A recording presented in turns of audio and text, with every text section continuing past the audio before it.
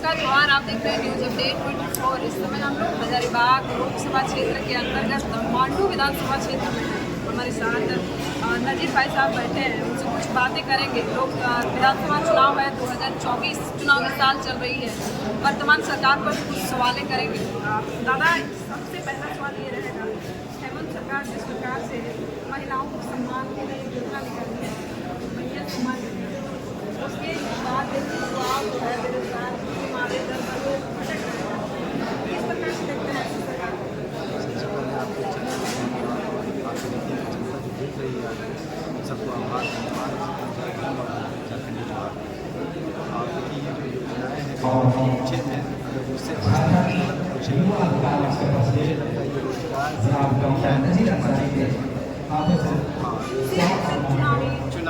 चुनावी मुद्दा है, एजेंडा है। और ये अभी हाईकोर्ट में भी चला गया है, याचिका भी दायर किया गया है। मैं समझता हूँ कि कहीं ना कहीं जनता की आंखों में तो आगे आपका मुद्दा क्या रहेगा? आप निर्दलीय चुनाव कोई भी पार्टी जो है युवा नेता लोग आजकल अकेले भी कर रहे हैं, आगे जाकर जब सरकार मिल जा रही है कोई ना कोई पार्टी में जाकर वो हाथ मिला रही है, तो आपका क्या इरादा है? आप आगे ऐसे ही रहेंगे क्या? अगर आप जनसेवा करना चाहते हैं तो आपका संगठन भी और संगठन होता है जब आप कई वर्षों से संगठन को देखते हैं और नए नए जो संस्था या संगठन बनती है वो कहीं ना कहीं कमज़ोर होते हैं हर तरीके से, लेकिन उनकी नीयत बहुत सही है। वो जो जनता की नीयत जो पार्टी खरी उतरी और मेरे शर्तों पे लागू है, तो मैं उनके साथ जाना पसंद करूँगा। जनता का जो आवाज़ है वो दबाने की कोशिश होगी उस पार्टी से। मतलब आपके विचार और उनके विचार वो मेल चाहिए। झारखंड अगर कोई 24 साल हो गए, आपको क्या लगता है इस क्षेत्र में काम मैम अगर इसकी बात करें तो लंबी लिस्ट है हमारे पास। स्वास्थ्य जिस तरह से मैं समझता हूँ कि 24 साल में जिस तरह से स्वास्थ्य का काम होना चाहिए वो बिल्कुल नहीं हुआ है। सड़कें, बिजली, पानी, आज भी लोग सुबह में पानी पी रहे हैं, मतलब ये क्या स्थिति बनाई? लोग 5-5, 6-6 किलोमीटर जा रहे हैं सिर्फ पानी लाने के लिए। जल है, मतलब नल है लेकिन जल नहीं है। ये योजना में नहीं किया गया है। तो कहने का मतलब समस्याएँ तो बहुत है। अब क्या है कि हम राजनीति में आए हैं तो धीरे धीरे करके मेरा पहला मकसद है सिर्फ लोगों को जागरूक करना। जब लोग जागरूक हो जाएंगे समस्या अपने आप होगी। देखिए यहाँ पर एक सवाल होता है, जबकि ये जो डेवलपमेंट परिभाषा होता है, विकास की परिभाषा अलग है। कई नेता ऐसे होते हैं जो एक पार्टी भी उठाकर उधर रखती है तो उनको कहते हैं कि मैंने विकास किया।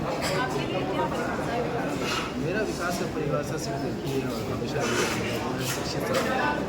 अगर शिक्षित समाज हो जाएगा तो आर्थिक रूप से मजबूत हो जाएगा। आर्थिक रूप से मजबूत हो जाएगा तो वो एक समाज, वो समाज के प्रॉपर डेवलप हो पाएगा और जागरूक हो पाएगा। और जितने भी कल्याणकारी जितने भी योजनाएँ आती हैं जो ज़मीनी स्तर पर दिखनी चाहिए उस पर वो सवाल होता है।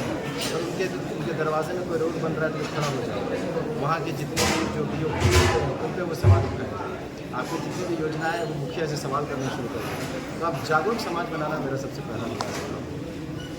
जेपीएससी जो झारखंड की सबसे बड़ी परीक्षा होती है, इस बार उनका मेंस रिजल्ट जो तैयार को आने और फिलहाल उनका जो चेयरमैन है वो भी नहीं, उनका इस्तीफा हो गया है, फिर उनका नियुक्ति नहीं हो रही है। ऐसे में आप देखें कि जो 5 जुलाई की दौड़ चली है उसमें उनका सूरज वर्मा नाम के लड़का का जहाँ वहाँ बैठा हो, तो कैसे देखते हैं इसको? क्या सरकार फेलियर है? और देखिए ये जो जान रही है कहीं ना कहीं मेरा कहने का मतलब है अगर जेपीएससी का मेंस रिजल्ट आ जाता तो शायद वो एक सिपाही के दौर में नहीं जाता। तो सही कोई तो फायदा ही नहीं। जब आप ऐसे प्राइवेट कंपनी TCS, माइक्रोसॉफ्ट ऐसी कंपनी ओरेकल कंपनी जब अपने एग्ज़ाम्स और अपना टेस्ट हर सालाना लेती है कभी लीक नहीं होता उनका क्वेश्चन पेपर, लेकिन सरकारी पेपर हमेशा क्यों लीक होता है? सरकारी चीज़ें हमेशा विलम्ब क्यों होती है? कहीं ना कहीं नीयत की बात है। नीयत सही रहेगा तो सब कुछ ठीक होगा। शायद रोज़गार देने की वो नीयत ही नहीं रहती है। और जैसा आपने कहा कि विकास का मायना सिर्फ सिर्फ मानवी और राशन कार्ड में सिर्फ होता है। तो मैं इसी परिभाषा को, विकास की परिभाषा को पहले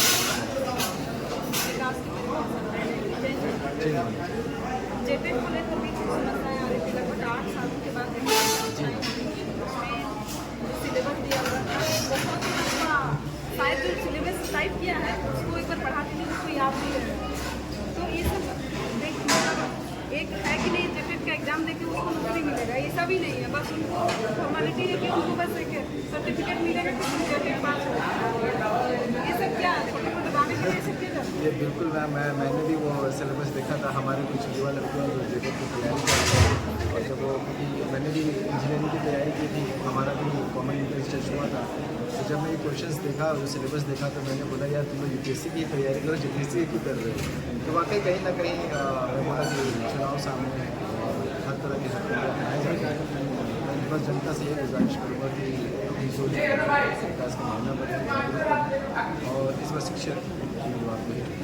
अंतिम सवाल रहेगा भाई, जैसे मालूम विधानसभा के बाद हाँ जी, अपने लिए लेंगे कतार आप जिस समुदाय से आते हैं वो थोड़ा सा कम, और यहाँ पे बाहरी नीति का जो चलता है चुनाव है, ये यहाँ पर जरूरी लगता है। बाहरी नीति नहीं करके कोई जीत सकता है, जाति समीकरण बना के यहाँ पर क्या जरूरी है। देखिए मैम, इसमें दो चीज़ें बहुत महत्वपूर्ण। एक, हमारा जो भारत का संविधान है, किसी को भी कहीं भी काम करने का रहने का आपको हक देता है।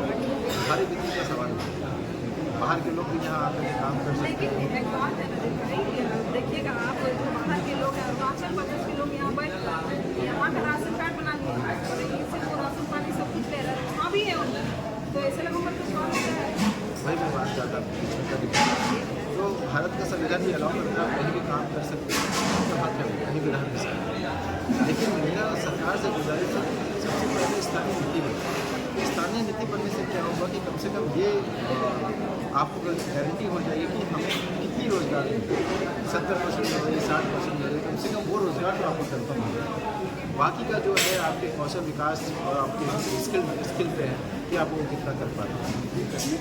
और सरकार भी स्किल डेवलपमेंट में काम कर रही है, केंद्र भी और राज्य भी स्किल डेवलपमेंट की। जब तक स्किल नहीं रहेगा, जैसे आप पढ़े लिखे जर्नलिज्म मास जर्नलिज्म करके आए हैं, तो आज स्किल आज इसलिए आप यहाँ बैठे हैं। हम लोग भी इस तरह के छोटे मोटे स्किल डेवलपमेंट को उजागर करें और उसको रोजगार से जोड़ें।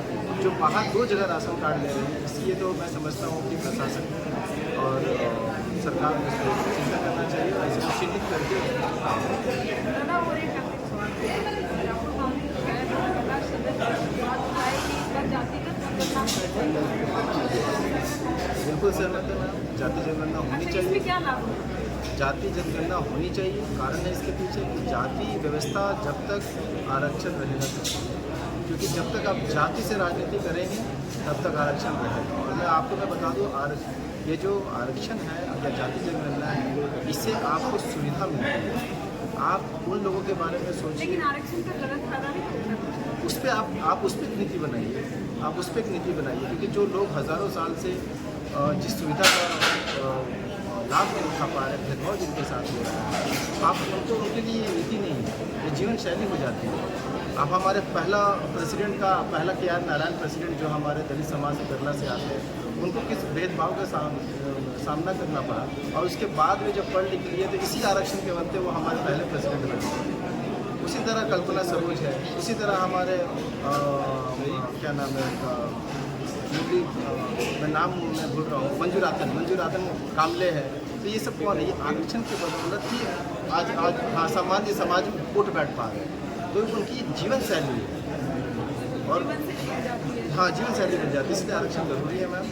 उसको कैसे कम करना, खत्म मतलब कैसे कैटेगराइज करना कि जिनको लाभ मिल चुका है वो वहाँ तक उनके आगे ना मिले, उस पर काम किया जा सकता है, क्योंकि आर्थिक रूप से आप आरक्षण को नहीं देख सकते।